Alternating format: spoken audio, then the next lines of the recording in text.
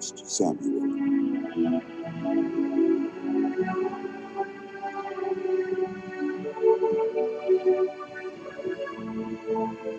There was a certain man from Ramathaim, a Zuphite from the hill country of Ephraim, whose name was Elkanah, son of Jeroham, the son of Elihu, the son of Tohu, the son of Suph, an Ephraimite.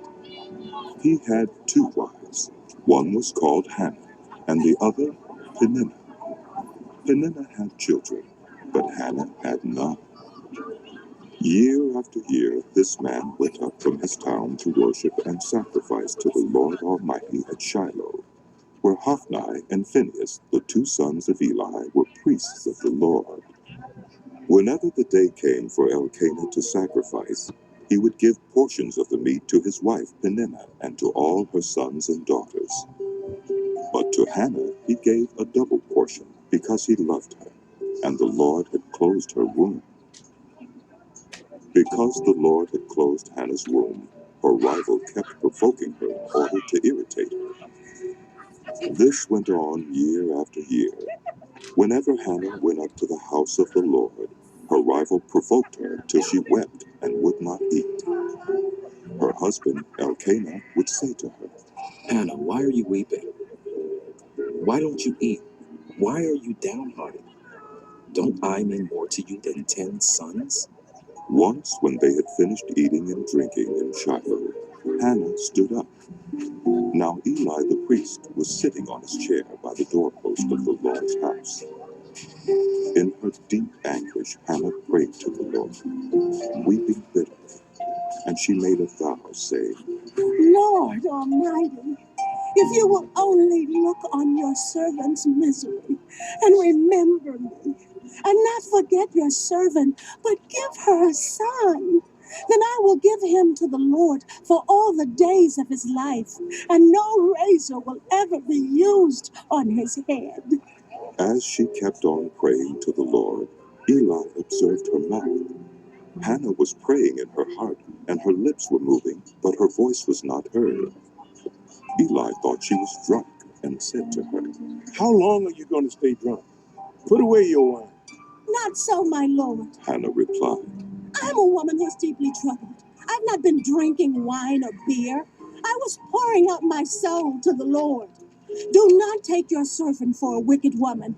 I have been praying here out of my great anguish and grief.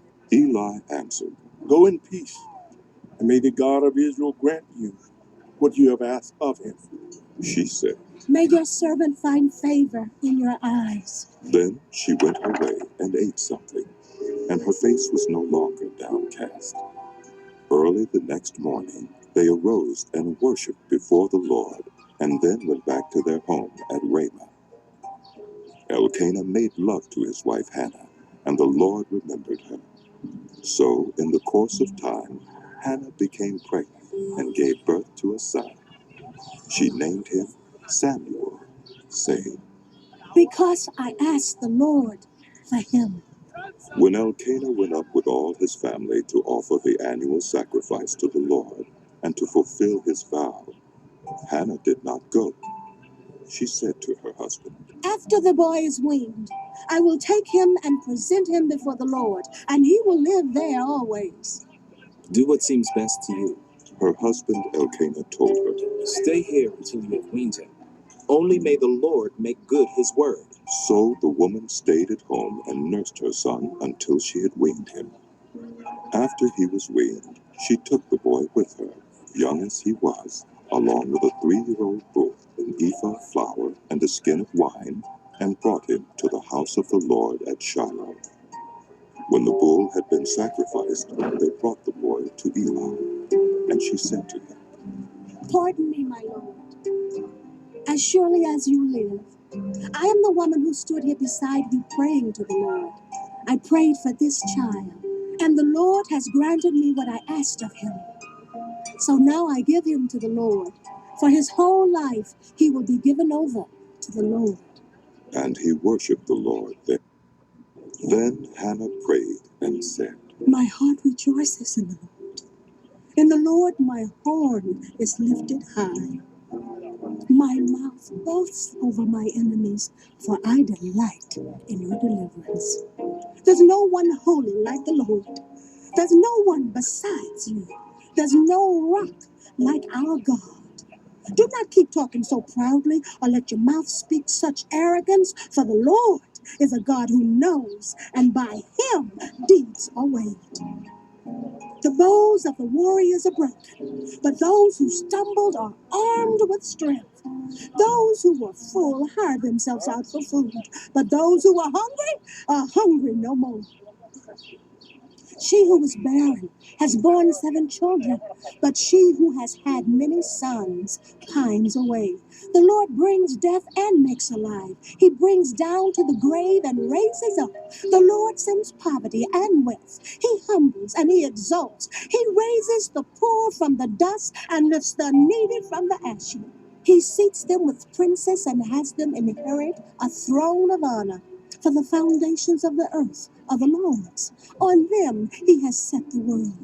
He will guard the feet of his faithful servants, but the wicked will be silenced in the place of darkness. It is not by strength that one prevails. Those who oppose the Lord will be broken. The Most High will thunder from heaven. The Lord will judge the ends of the earth. He will give strength to his king and exalt the horn of his anointed. Then Elkanah went home to Ramah, but the boy ministered before the Lord under Eli the priest. Eli's sons were scoundrels. They had no regard for the Lord. Now it was the practice of the priests that whenever any of the people offered a sacrifice, the priest's servant would come with a 3-pronged fork in his hand while the meat was being boiled, and would plunge the fork into the pan, or kettle, or cauldron, or pot. Whatever the fork brought up, the priest would take for himself. This is how they treated all the Israelites who came to Shiloh. But even before the fat was burned, the priest's servant would come and say to the person who was sacrificing, Give the priest some meat to roast. He won't accept boiled meat from you, but only raw. If the person said to him, Let the fat be burned first, and then take whatever you want. the servant would answer, No, hand it over now. If you don't, I'll take it by force. This sin of the young men was very great in the Lord's sight, for they were treating the Lord's offering with contempt. But Samuel was ministering before the Lord, a boy wearing a linen ephod. Each year his mother made him a little robe and took it to him when she went up with her husband to offer the annual sacrifice. Eli would bless Elkanah and his wife, saying, May the Lord give you children by this woman to take the place of the one she prayed for and gave to the Lord. Then they would go home, and the Lord was gracious to Hannah. She gave birth to 3 sons and 2 daughters. Meanwhile, the boy Samuel grew up in the presence of the Lord. Now Eli, who was very old, heard about everything his sons were doing to all Israel, and how they slept with the women who served at the entrance to the tent of meeting. So he said to them, Why do you do such things? I hear from all the people about these wicked deeds of yours. No, my sons, the report I hear spreading among the Lord's people is not good. If anyone sins against another human being, God may mediate for the offender.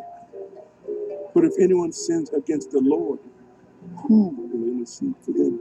His sons, however, did not listen to their father's rebuke, for it was the Lord's will to put them to death. And the boy Samuel continued to grow in stature and in favor with the Lord and with people. Now a man of God came to Eli and said to him, This is what the Lord says. Did I not clearly reveal myself to the family of your ancestor when they were in Egypt under Pharaoh? I chose your ancestor out of all the tribes of Israel to be my priest, to go up to my altar, to burn incense, and to wear an ephod in my presence. I also gave your ancestors' family all the food offerings presented by the Israelites. Why do you scorn my sacrifice and offering that I prescribed for my dwelling?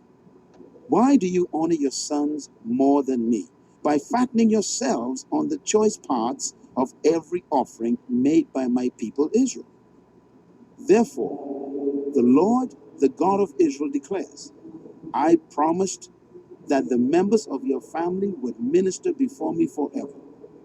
But now the Lord declares, far be it from me. Those who honor me, I will honor, but those who despise me will be disdained.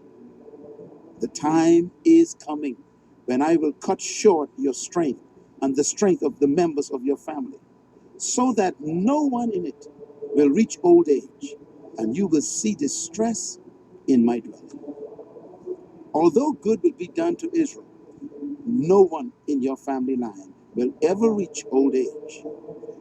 Every one of you that I do not cut off from serving at my altar, I will spare only to destroy your sight and sap your strength, and all your descendants will die in the prime of life. And what happens to your two sons, Hophni and Phinehas, will be a sign to you. They will both die on the same day. I will raise up for myself a faithful priest who will do according to what is in my heart and mind. I will firmly establish his family line, and he will minister before my anointed one always. Then everyone left in your family line will come and bow down before him for a piece of silver and a loaf of bread, and plead, appoint me to some priestly office so I can have food to eat.